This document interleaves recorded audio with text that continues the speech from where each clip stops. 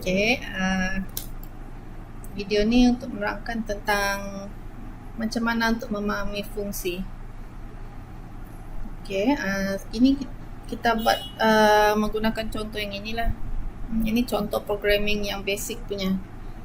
Okey, kita ada include stdio, lepas tu ada void main. Okey, void main dia beza dari in main. Okey, kalau kita mau guna void main, biasanya sebelum habis program kita tidak payah ada return 0. Tapi kalau kita guna in main, in main kena ada return 0 sebelum tutup. Itu saja bezanya antara void main dengan in main. Kita tengok balik program yang lain lah. Biasanya program ini tujuannya untuk kita tengok printf nya. Dia memaparkan luas bulatan dengan jejari 5. Dan juga luas bulatan dengan jejari. Jejari yang kedua tu adalah diterima daripada input pengguna. Macam biasa kita tengok balik di atas, in j float, dia declare dulu lah kan jenis pembeli ubah. Nampak sini? Ni dia start membuat formula pengiraan.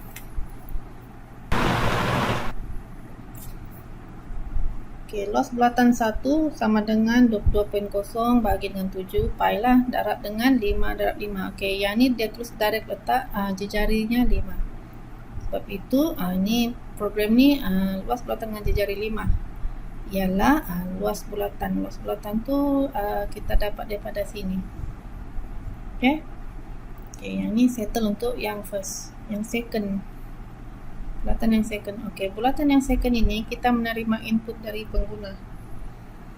Mula-mula dia meminta untuk memasukkan nilai jejari dan kita letak scanf J. J ni kita declare sebagai pembeli ubah untuk menerima jejari.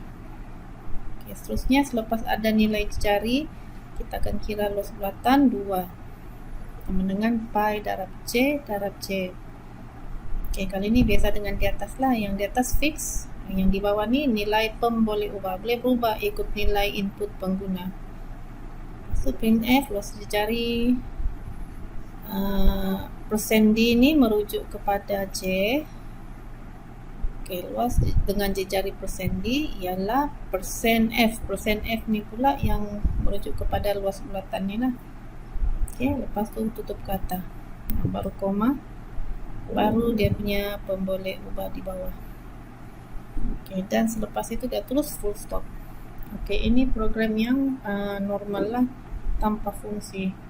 Kita tengok program ini kalau ditukarkan ke bentuk fungsi. Kita tengok balik lah. Begini for program tu kalau kita menukar dia ke bentuk fungsi. Fungsi ni dia ada 3 bahagian penting. Prototype. Prototype biasanya kita buat sebelum void main. Biasanya selepas include kita terus letak void main. Tapi kali ini kita letak declaration prototype. Prototype tu di sini. Ini nilai return value atau nilai dikembalikan. Ini nama pemboleh ubah.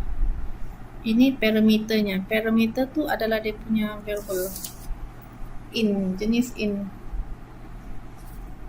Lepas tu void main. Macam biasa juga. Bahagian kedua untuk fungsi ialah dia punya panggilan fungsi. Fungsi kira luas dipanggil dengan mengulurkan nilai 5. Yang ini kita namakan panggilan fungsi. Kita panggil ini fungsi. Lepas tu dalamnya apa? 5. Beza dengan yang tadi. Ini luas bulatan 1, dia terus buat pengiraan kan, formula. Sama juga yang ini, terus formula.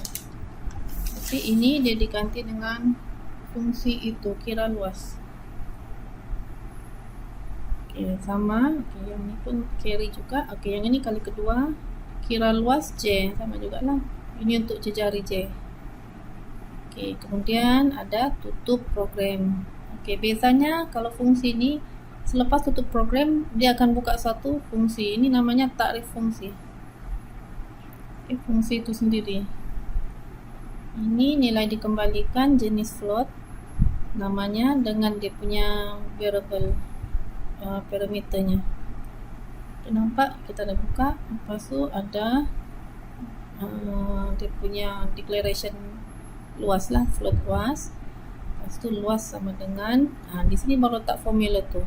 Kan tadi masa sebelum fungsi kita terus letak dalam main. Kali ini dia punya formula kita letak dalam fungsi. Darab jejari, jejari ini dapat daripada sini. Darab dengan jejari. Kemudian sebelum tutup kita ada return luas, dikembalikan return. Ini return value-nya luas, maksudnya nilai hasil pengiraan ini nanti akan dimasukkan, dipas balik ke depan sini ni nah, luas bulatan 1. Itu maksud return, dia punya nilai ini hasilnya. Sama juga di sini. Kalau kita punya ni 5, 5 lah kan, darab 5. Kalau yang ini nilainya J. Macam itulah, bergantung kepada input pengguna. Okay, itu beza fungsi dengan program biasa.